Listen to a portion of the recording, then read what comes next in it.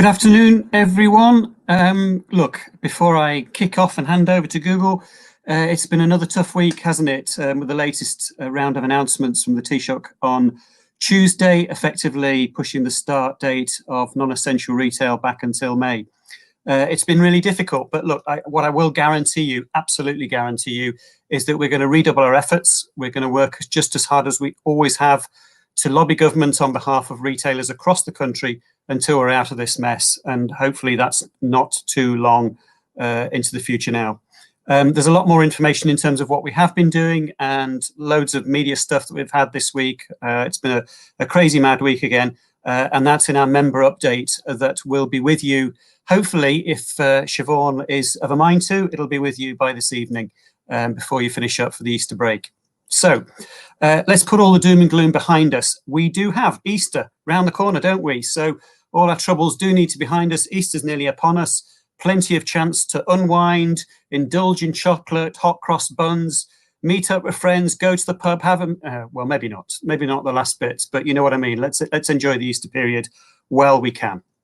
Anyway, look, enough of the frivolity. This is our second series of webinars with Google. We've got a series of 5 of them. We got great feedback from the last one that was done with Rakesh about 3 weeks ago now, 3 or 4 weeks ago. So that was great. This second one is going to be run with Zoe, and it's around the whole area of measuring what matters and Google Analytics. So I'm now going to leave you in the capable hands of Zoe. Feel free to drop comments and various things into the comment folder, and we'll try and answer those questions as we go through. But for now, Zoe, over to you. Fantastic. Thank you ever so much, Duncan. And welcome, everybody. Welcome to the Google Digital Garage. So as mentioned, I'm Zoe. I'm one of the many trainers as part of the Google Digital Garage, which means that I am here today to talk you through, as it says, measuring what matters. And today that means we're looking at Google Analytics. Just a little bit about myself before we properly get started. So I'm a digital marketer. I run my own digital marketing business. I've been working in this industry for about 7 years now, a little bit more than 7 years.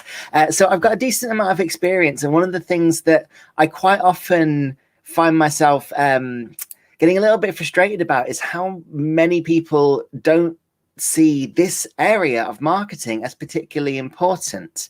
Because to me, if you're not measuring your marketing efforts, if you're not looking at what is working and what is not working, and making the effort to improve what's not working and learn from what is, then there's no point in doing any of it at all. You might as well be just guessing at what will work. So this measurement factor is it's so crucial. So anyway, enough about my little ranting, but this is the sort of thing that I tell my clients quite a lot. It's an area that I've got a decent amount of experience in, and I'm going to hopefully be sharing plenty of it with you today. But I am not alone. So joining me today is Sarah. Now, Sarah, I'm sure has already said hi in the chat, but that has revealed one aspect of why we have Sarah here, which is that I can't see the chat. I can't see any of you. I can't see what you're saying, which is why we have a moderator. Now, Sarah is our moderator today. She is also a really experienced marketer. She knows absolute tons about this stuff. And she's going to be in the chat talking to you all, answering your questions. She's going to be sharing some of the links that I've got to share with you guys, because we're going to be linking to a few other little bits and pieces this presentation, because there's lots of information and not enough time for me to go through absolutely all of it. So we've got some other resources for you all. And we've also got a few question breaks. I think we've got 2 question breaks in this session. And so some of your questions, if Sarah thinks that they are relevant, Sarah thinks that maybe everybody would benefit from hearing the answer to them, or just something that maybe Sarah thinks that we need a little bit more detail on, then she's going to pass those over to me. And I'm going to do my best to answer them during our question breaks. So I think that's pretty much all the housekeeping. Just so that you know, we are running this as part of a broader offering of courses. So we do have a schedule of other upcoming webinars. There should be a link in the video description to everything that we've got. And we also have a feedback form should be linked in the description box. So if you have any feedback for us, we absolutely love hearing it, because again, just like we're going to be teaching you how to do, we want to know what is working and what isn't working so we can constantly be improving. And that's, like I said, just what we're going to be teaching you to do today. But you can help us do that by filling out our feedback form and letting us know how we have done today. So with that done, let's have a look at what we've got to cover. And here's where we find out my little clicker doesn't work. There we go. So today we've got 4 topics that we're going to discuss. So number 1, what is Google Analytics? What is it? Why is it important? Then we're going to look at section 2, which is how Google Analytics receives data and how it provides you with that data. So that's going to go into a little bit of the technical things. Now, that's going to talk a little bit about coding, about something called a G-click. G-clid, sorry, I got that wrong. So that might be something that you've heard of. It might be something that I could be speaking a completely foreign language to you right now, but that's okay. This is an area where, again, there will be extra resources I'm going to be sharing with you, or specifically Sarah is going to be sharing with you, that will help you with any aspect of that that's more technical, that maybe you're not quite following along with, because again, we have to sort of go over it in a little bit of a broad brushstroke today. Then we're going to look at the Google Analytics reports, and that's the sort of what information we can get out of Google Analytics and what that tells us about a whole bunch of different things, from our customers to their behavior, to who they are, to how they find us. And that's where we're going to get a lot of value out of Google Analytics. And finally, we're going to look at using it to drive business success. We're going to look at something called conversions, and we're going to see how businesses can use Google Analytics to show, how they are succeeding and how they can grow. So let's move on to the first bit. Why is Google Analytics important? So first and foremost, we need to acknowledge that, exactly as Duncan said at the start, this is not a time of business as usual. We are adapting to COVID-19. We're still adapting to it over a year after it first sort of hit us, and everyone is adapting to it all around the globe. So this is a challenging landscape. It's a challenging landscape for your business as well. So thank you for reaching out to us, all of you who have, to tell us that now is a good time for you to have this training, because that's enabled us to deliver it. But also, we need to think about, when things change rapidly, how do you know they're changing? Or more specifically, how do you know that they're changing in a short enough time period that you can respond to them and you can react to them? And the answer is data. The answer to that question is always going to be data. The more information we have, the better we can respond and react to things. And that means we're going to be able to make our marketing efforts better, but also our business better. We're able to to anticipate things better. We're able to understand our users better. We're able to understand what motivates them. And again, that's going to help. This is the reason why we've called this session Measuring What Matters, because it's those things that really matter for your business that we can measure with Google Analytics, and we can use that to improve every aspect of our business and what we do. So part 1, what is Google Analytics? What is analytics? Well, as the name might suggest, it is an analytics tool. So some of you probably are already using analytics. Let us know in the chat. How do you have experience with this? Is this something that you've used loads and loads after the past few years? Are you a complete newcomer to Google Analytics? Let us know.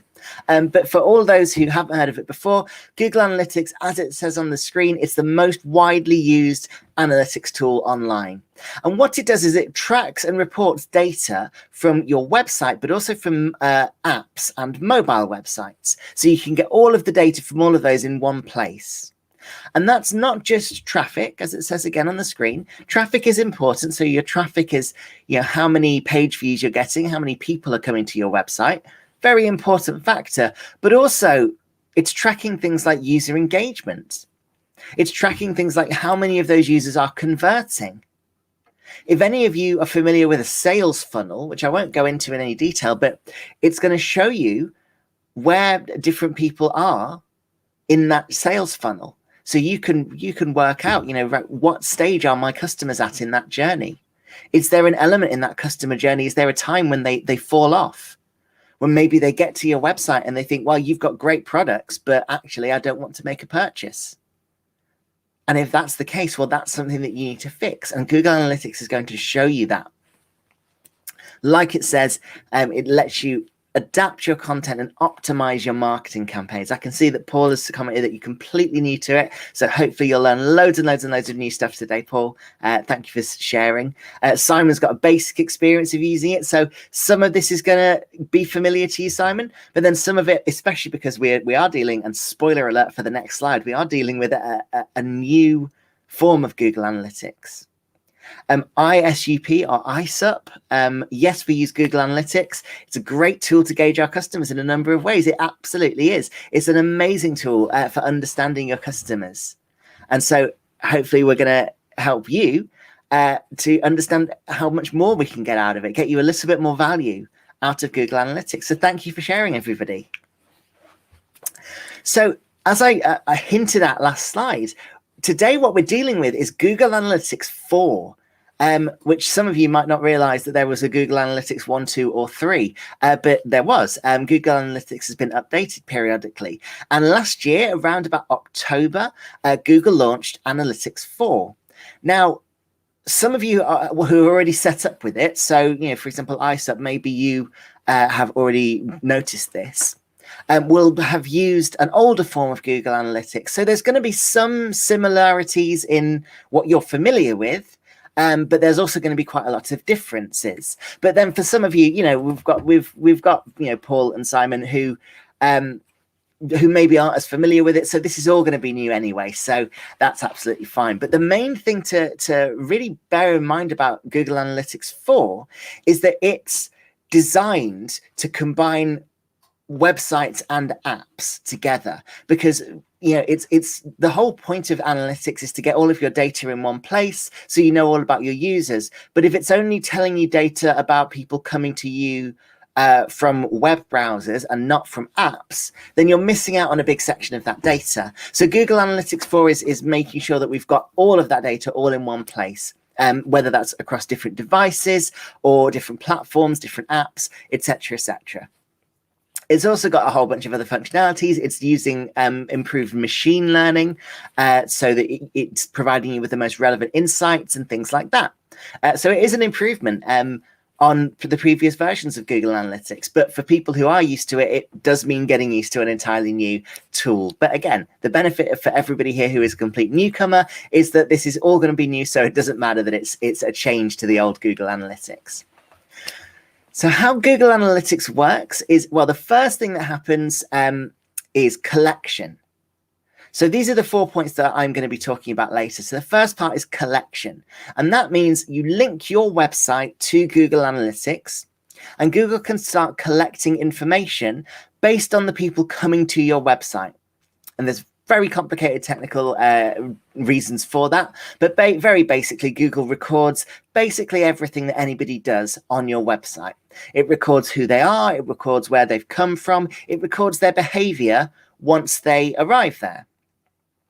Then we move down to processing, the little blue step there. So once the user is actually collected on Google servers, once the user has started interacting with your site, brilliant. But now you've just got raw numbers. So this processing is turning all that raw data into numbers that we can use. Then it's going to take those numbers, those useful numbers, and put them into configuration. And that just means if you've got settings set up, for example, you could, if you have somebody working for you in IT, and that person is going to be going onto the site quite frequently and experimenting with it, you can mark their IP address as, right, this is an internal person. So when that IP address reaches your site, Google Analytics then knows, right, okay, we don't need to worry about this particular person's data because that's somebody who is working for your company, who is just experimenting with the site. So we're not going to treat them as if they were a user. We're going to collect their data separately. That's the configuration step. It's basically just sorting through the data and making sure it all applies with your settings.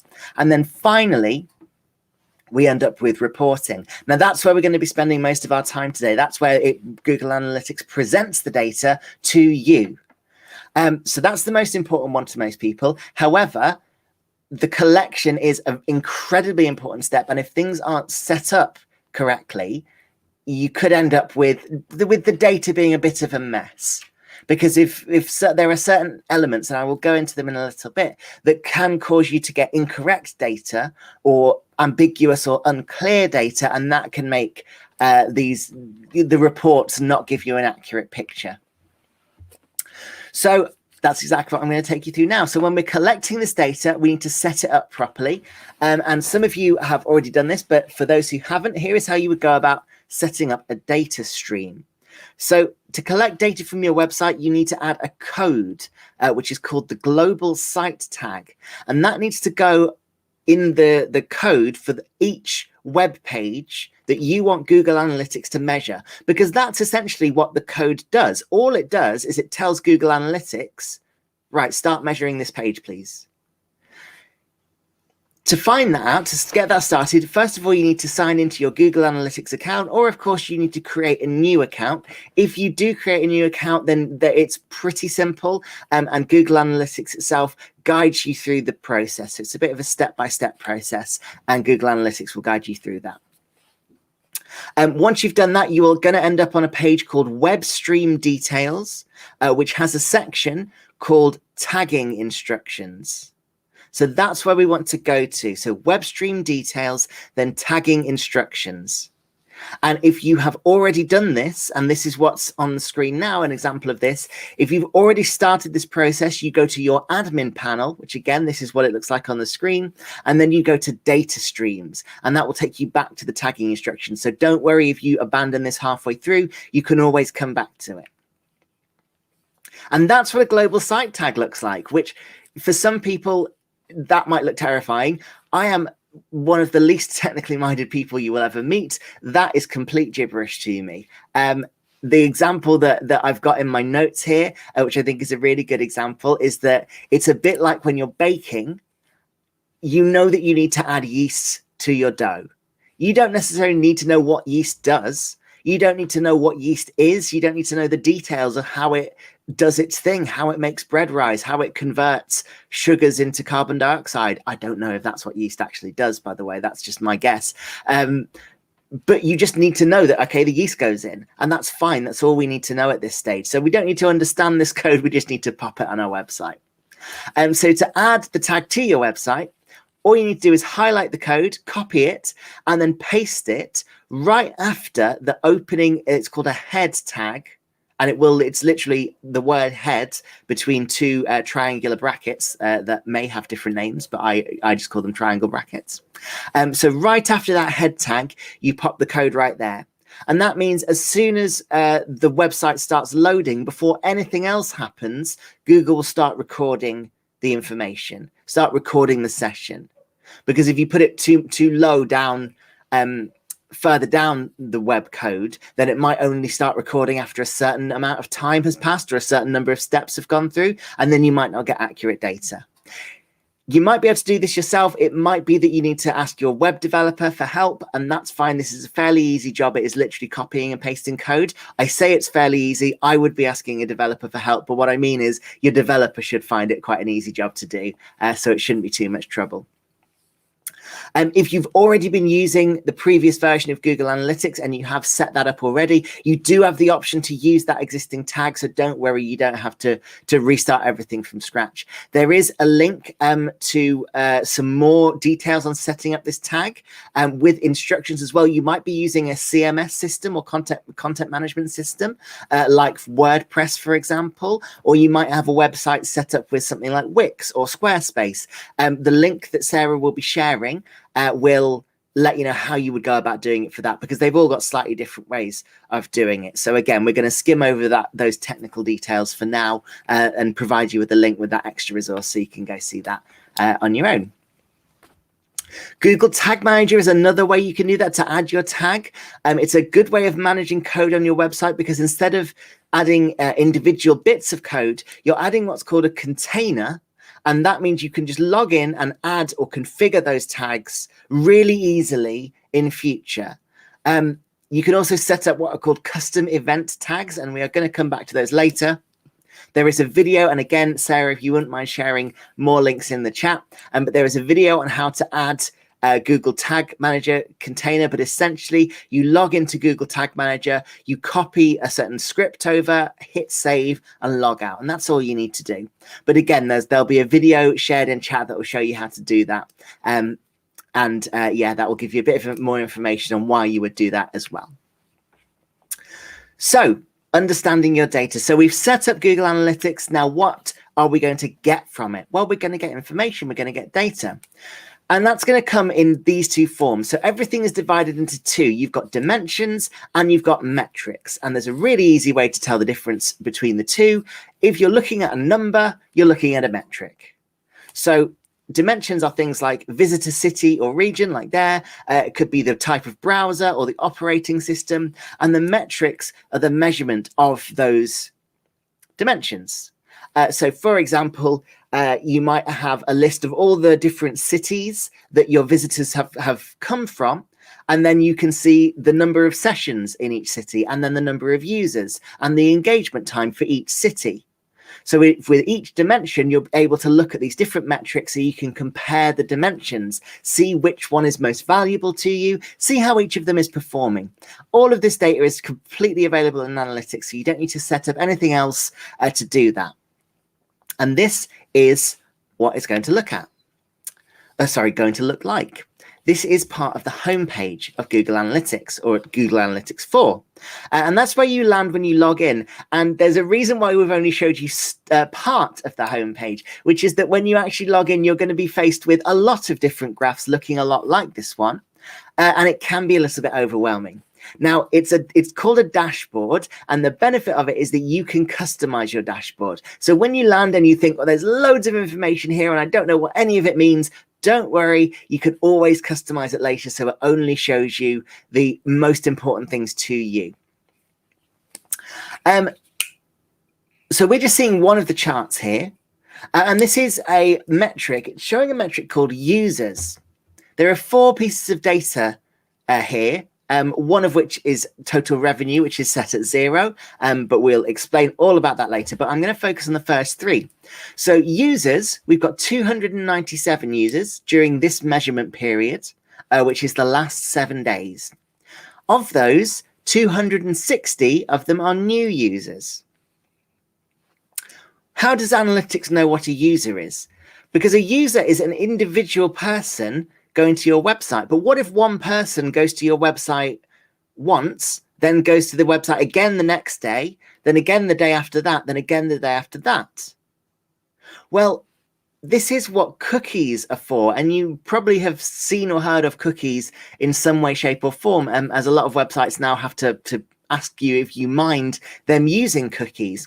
But a cookie is just a little bit of code that's put on your browser. And one of the things that Google Analytics can do with that cookie is it can recognize, right, once you come to the site for the first time, you get a cookie. And so if you come back and you've got that cookie, Google Analytics knows, right, you've already been here. And not only do I know you've come back again, I know that it's this same person because each cookie is unique. So I know that this is the same user coming back over and over again. And as a result, Google Analytics can tell you, right, we've got 297 users, 260 of them are coming here for the first time. And we're not showing sessions, we're not showing how many different times people have gone to the website, just the different people who have come to the website. And then average engagement time, which is the average length of time that the website was in the foreground, was being looked at. Now, this is a little different from average session duration. So, for example, if you open up a website and then you go to a new tab and look at a different website, You'll still be in a session on the first site, because you'll be on that website. But because that isn't what you're looking at, that doesn't count towards your engagement time. So engagement time shows you how long people are on average actually looking at and using your website rather than just having it open in the background.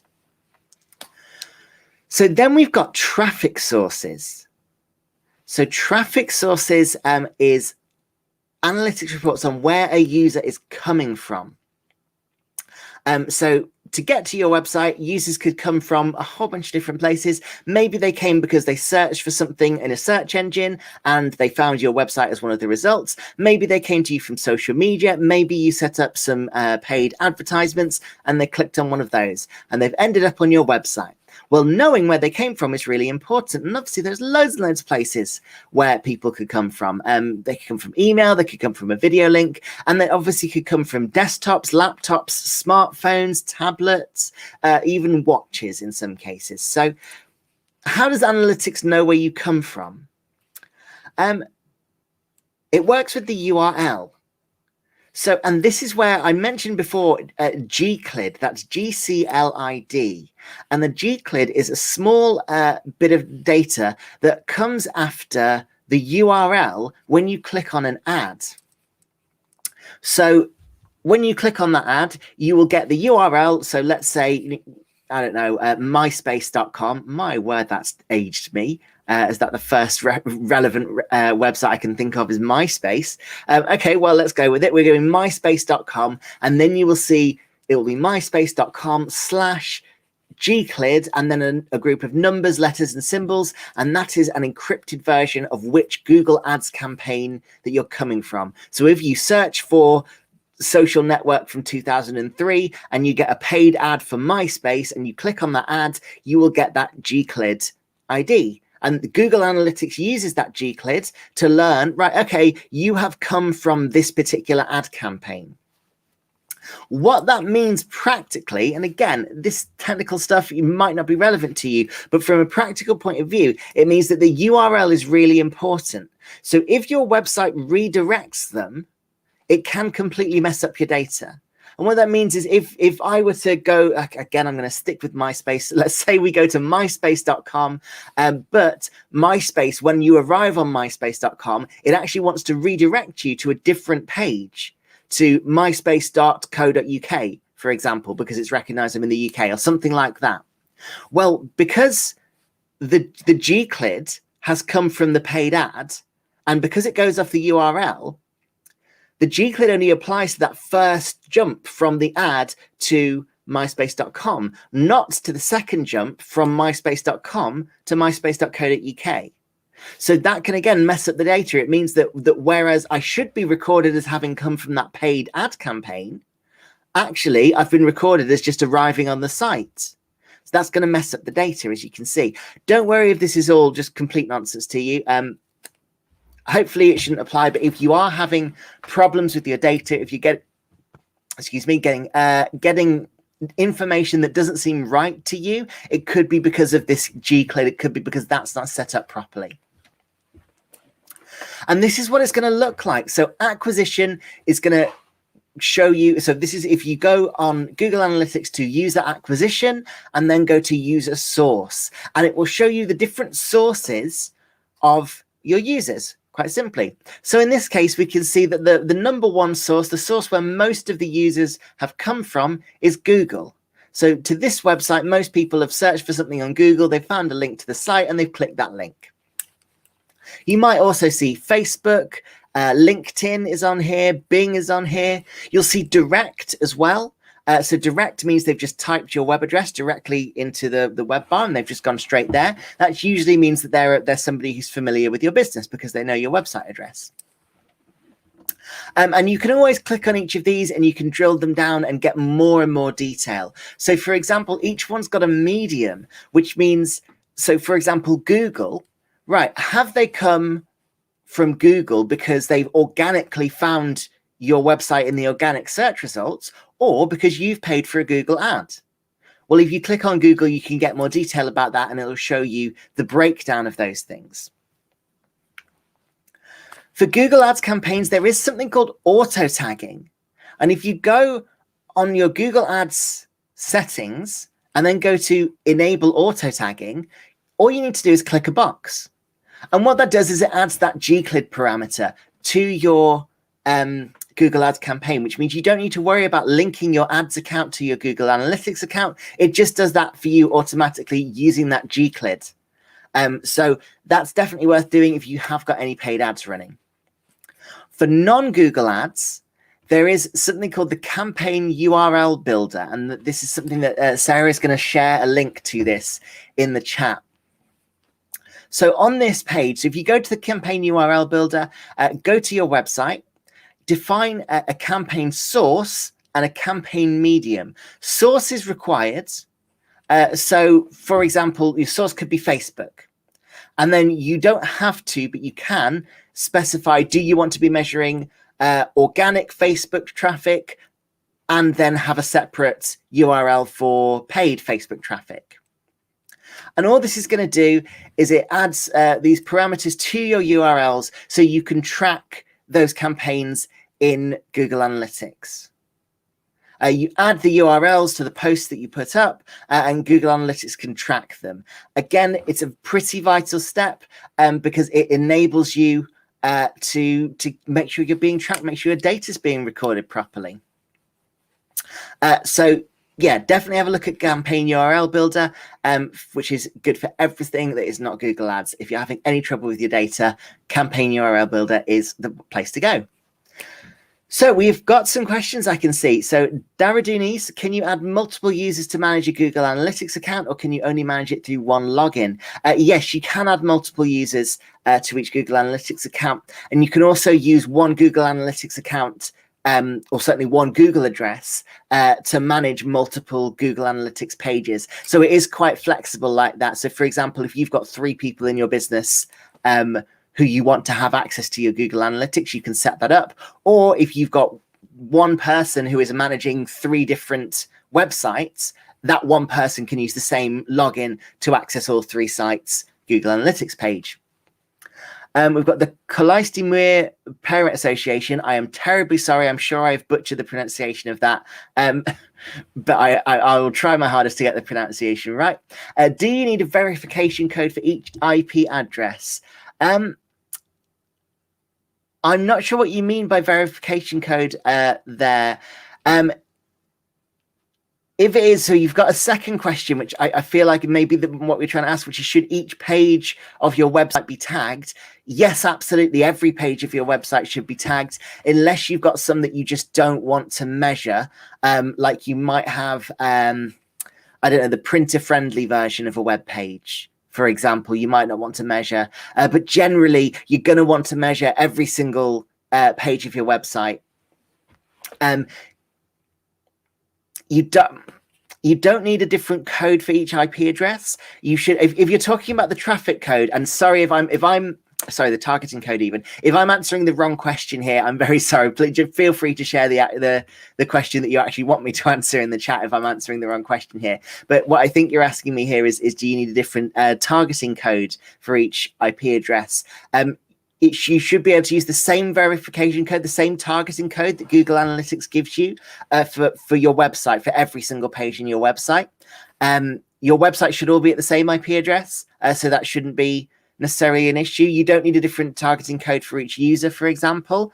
Hopefully I've answered that question all right. Sorry if I've not, if I've misunderstood it in some way. Feel free to re-ask it and clarify what I've got wrong, and then we can get to it in the next break.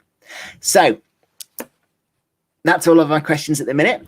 So I'm going to move on. I'm sure that it's quite a busy chat, and Sarah is working really hard to answer all your questions as well in the chat.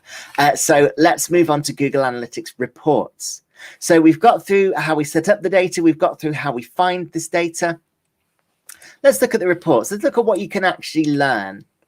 And what you can see here is we've got a number of different ones. We've got the demographics report, the tech report, the retention report, the acquisition report, the engagement report. There's loads of different reports. If you have used a previous version of Google Analytics, you might recognize some of those names. If not, obviously fine. This is all new to you. And some of them might be new if you have used previous versions of Google Analytics. They are all sorted into these categories. So there are some reports that are going to tell you who your users are. The acquisition report is going to tell you where they've come from. Engagement report is going to tell you what they do when they reach your site. And both the events report and the conversion report are going to show you how valuable they are and how your business is doing. So let's look at the user reports. Who is actually visiting your website? Well, here's one thing that we can learn from the demographics report. We can go to the demographics overview and it will tell us where are they coming from. So you can see on this map, the darker blue, the country, the more users have come from it. So it also has the numbers on the right-hand side. So we can see that this particular website example, most of the audience is coming from the United Kingdom, then United States, then India, then Ireland, Nigeria, Australia, Germany. You can also go to this in more detail. You can drill down more into it. It says they're users by country, but you could click on that by country and you could change that to by region or by city or by language, for example, because obviously with things like Google Translate, it might be that you're attracting people who don't even speak the same language as you. So we can also look at users versus new users versus returning users. So we can see how the demographics change. You know, maybe we've got quite a wide range of people who come to our website, but only people from Ireland are returning users. They keep coming back. Okay, great. Well, maybe that tells you who you're going to market to. So really useful information can be found here. That's not all, of course. Demographics report is also going to tell you things like how old they are, what the gender balance is. It's going to give you a little bit of insight into their interests. Not as accurate as a lot of other aspects of Google. In this particular area with interests especially, there's a lot of kind of educated AI guesswork going on. It doesn't mean it's not accurate. It doesn't mean it's not useful. But yeah, just maybe take it with a pinch of salt.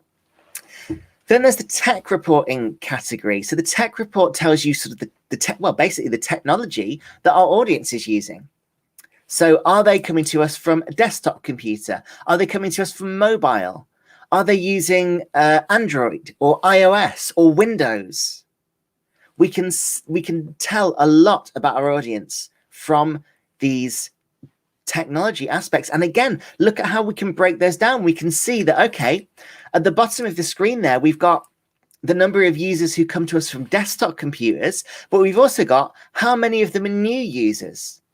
What's the engagement rate? We can see here that the engagement rate for desktop users, as in the percentage of users who are engaged, is 60% compared to only 40% on mobile. Okay, well, that tells us something, doesn't it? That tells us that maybe our site is easier to use on desktop than it is mobile. We can see that the average engagement time on desktop is a minute, whereas on mobile, the average engagement time is 30 seconds. Again, it's showing us that maybe we're not performing as well on mobile as we could be. But we've got to combine that with other data because we've got to look at all of the information, because it could simply be that, yeah, maybe our audience skews a bit older. Maybe they're more used to going on the internet on their desktops. They're not all that interested in smartphones. So it might just be that our target audience is older people who are just more likely to use desktops, whereas younger people who use mobiles are less interested in our site naturally. Might be that our site is absolutely fine on mobile. It's just not what our users want. So we do have to combine all of this, but you can see how we've got loads of useful information here already with 2 reports. We can combine that. We can build up a picture of who it is that is actually interacting with our site. And by combining all the data, we can really learn, right, who should we be marketing to? Then we've got the acquisition report, so we can learn even more. For example, what channels perform better? Well, here's an example. So we've already looked at this a little bit. So the different channels are things like, are they coming from Facebook? Are they coming from social media in general? Are they coming from Google? Are they coming from LinkedIn?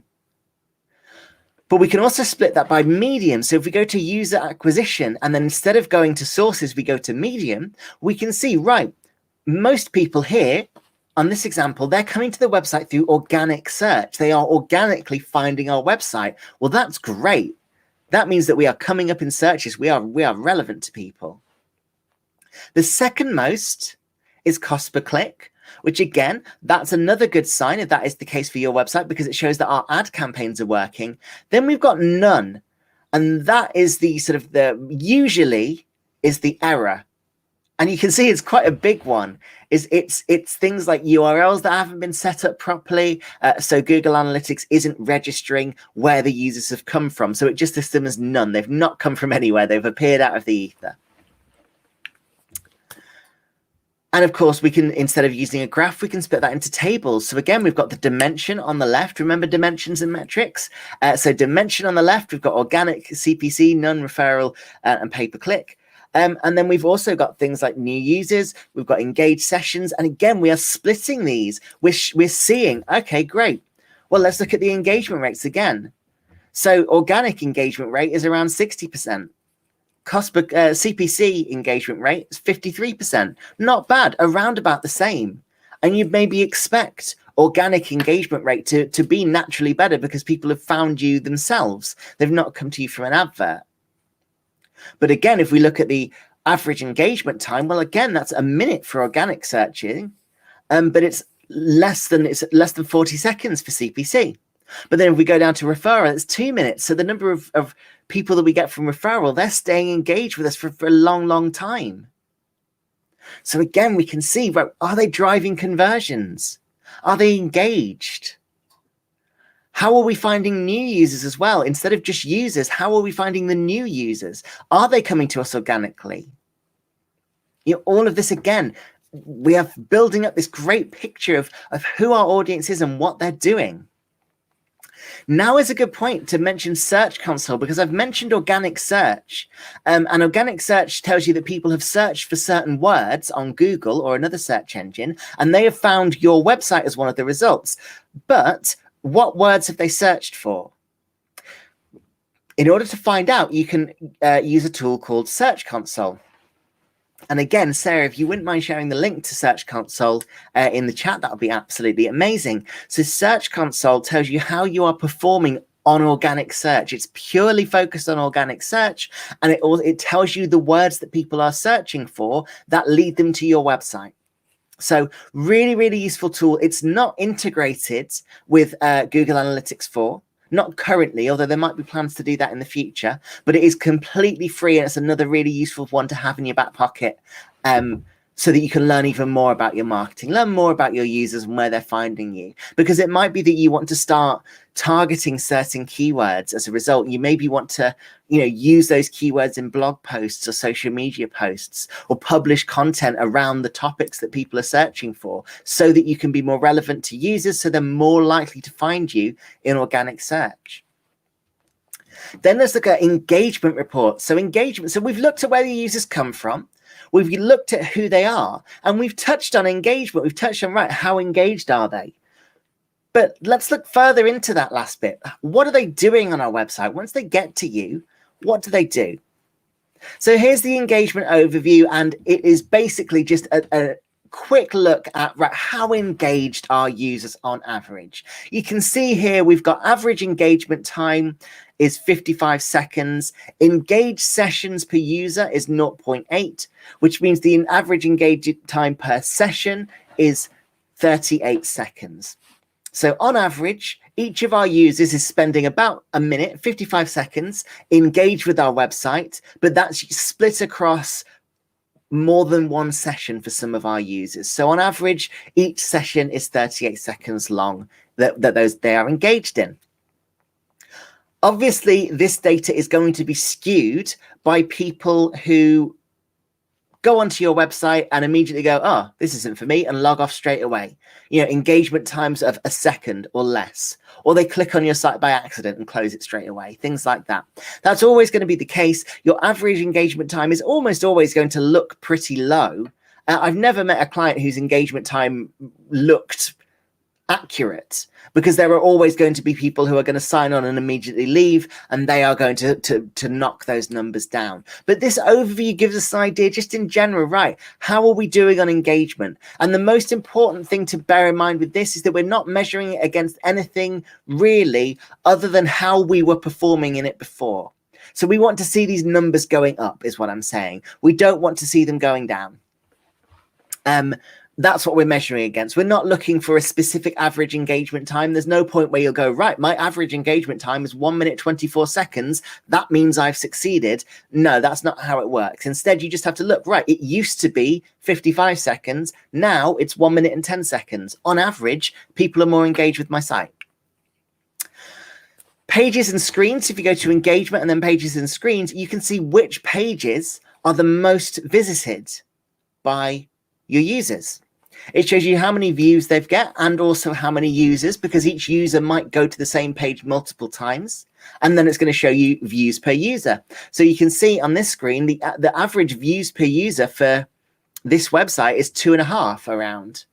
But that differs per page. So none of the pages that are actually in the top 6 in terms of views have 2.5 views per user.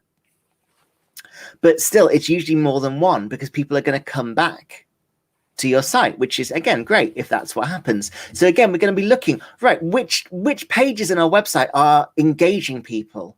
If you've got multiple blogs, for example, well, this is a really relevant page because you can look, right, which one of our blogs is performing well? Maybe there's a topic that you're writing on that is really, really useful to your audience, that performs really well. It's important that you don't compare your homepage to your blogs as well, because remember, your homepage is probably going to be the first page most people come to. So that's always going to be hugely better performing than the rest of your website. That, again, is just a natural thing. You can see here that the homepage has got 1,959 views. The next highest is the food and drink menu with 845 views. So around about half, less than half the views of the homepage. Again, that's to be expected. Then retention reports. So once we've got our users, are they coming back? Remember that little cookie that we give people every time they visit our website? Well, that we can learn, are our users coming back?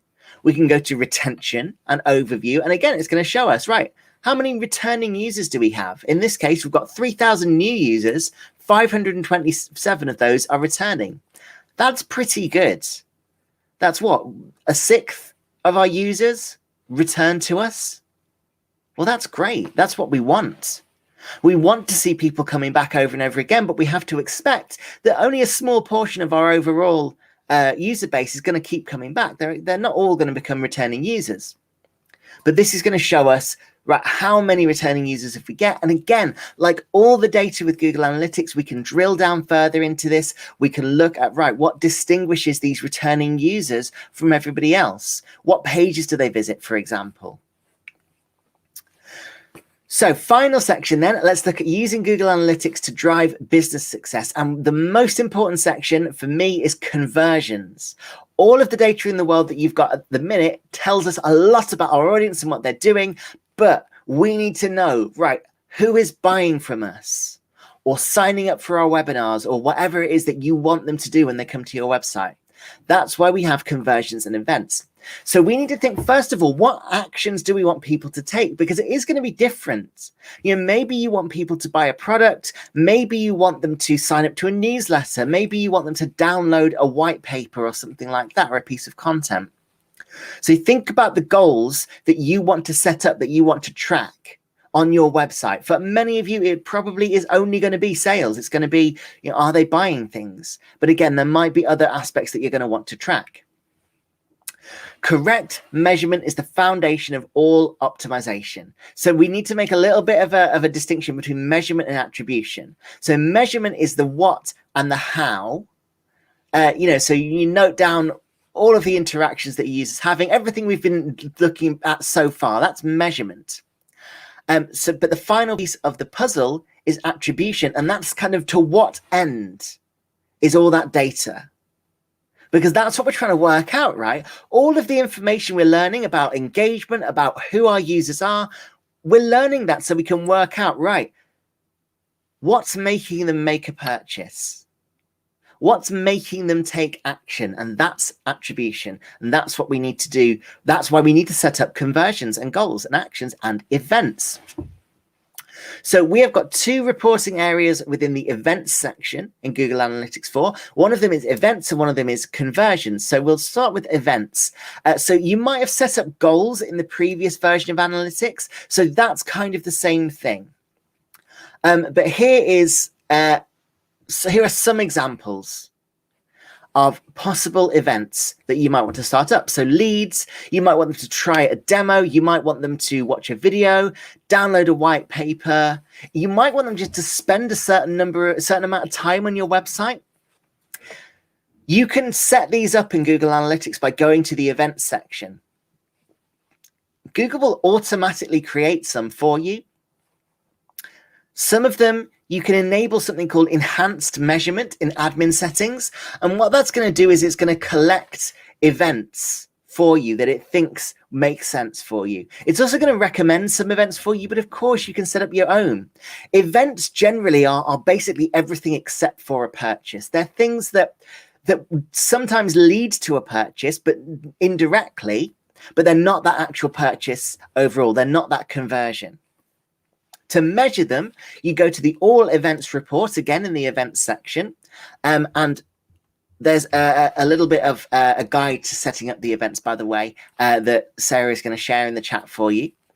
So to measure them, you go to the All Events report, and what it does is the count tells you how many times has this event been triggered and how many users triggered that event. So in other words, how many times has your white paper been downloaded and how many users downloaded it? Because maybe somebody downloaded it 4 times by mistake, for example. Again, this is why we collected all the previous data, because we're trying to learn who is converting, who is going through these events. And if you go to, well, once you set these up, first of all, you're going to see that the All Events report starts getting populated with this data.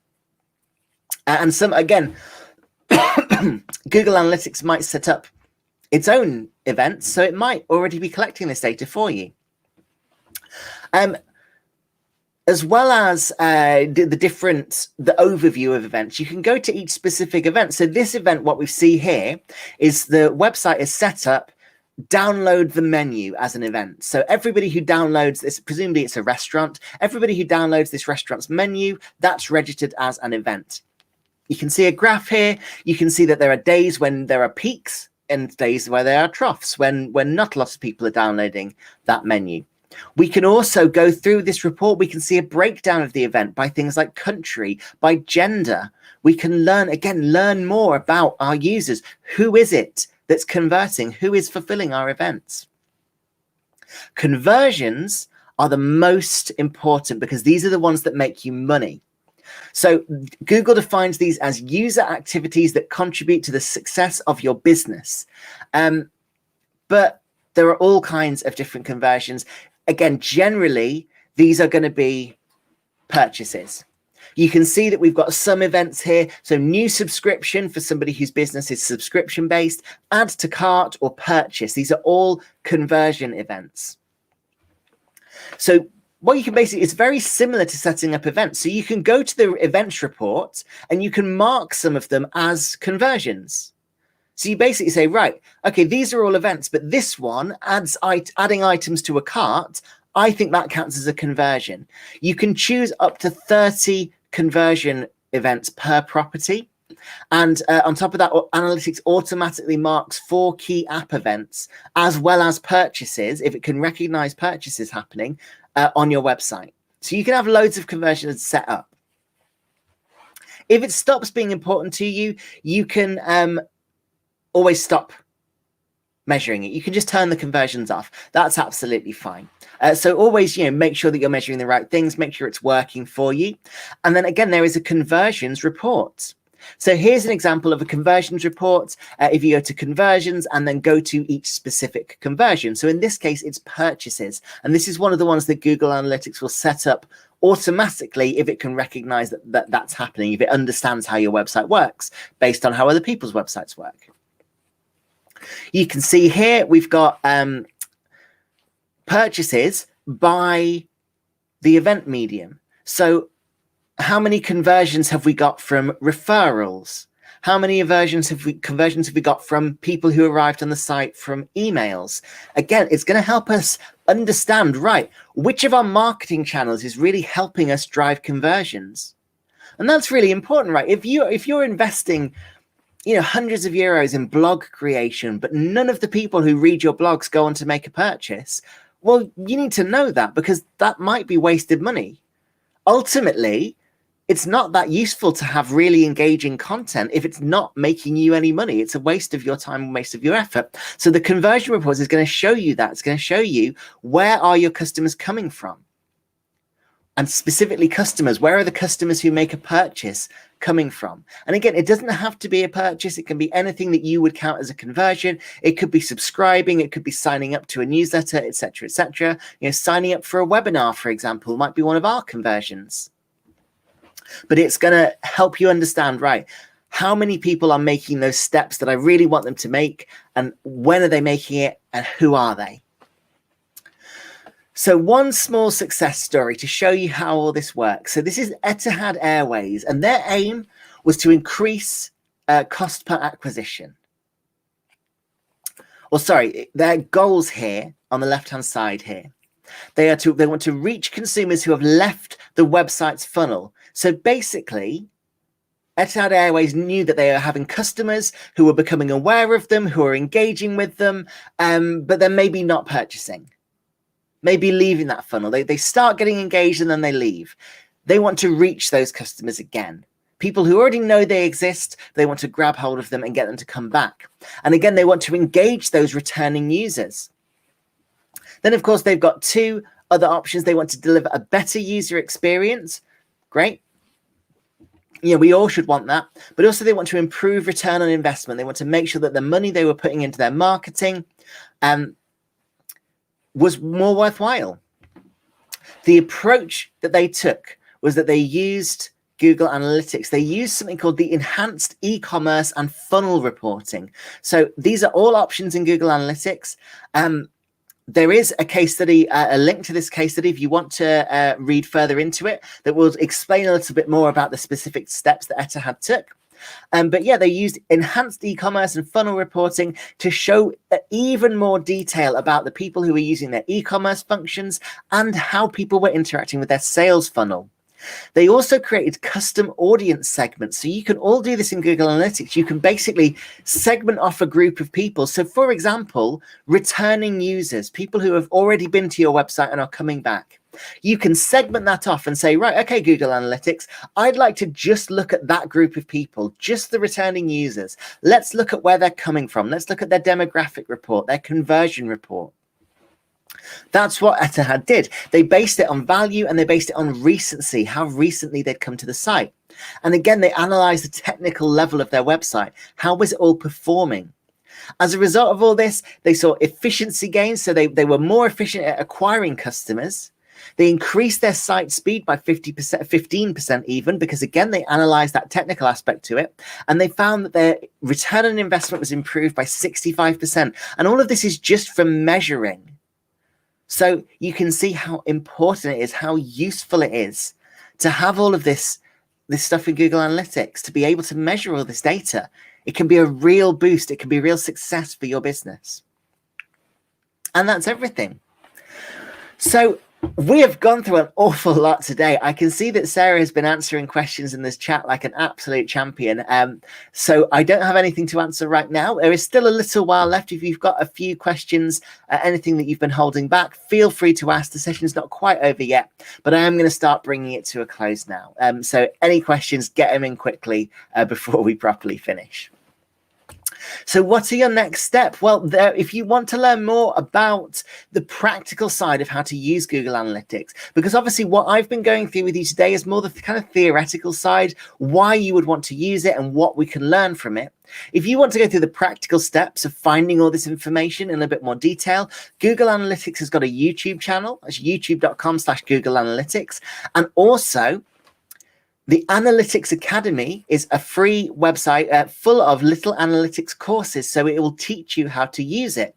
And that's analytics.google.com/analytics/academy. And Sarah will be sharing these links in the chat, I'm sure.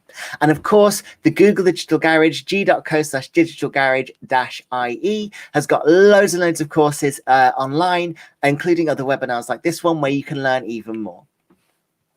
Make sure you are continuing your online learning by booking other webinars.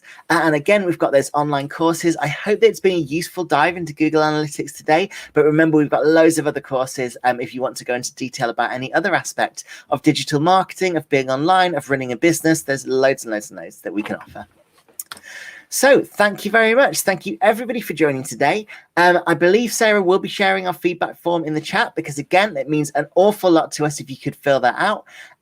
It just lets us know, again, how we've done. It lets us measure things. It's our version of analytics. It means we can see what's working and what's not, and we can improve what is not working and keep the stuff that is. So let us know how we did, whether we did brilliantly or you think we did terribly today. It really, really helps us out.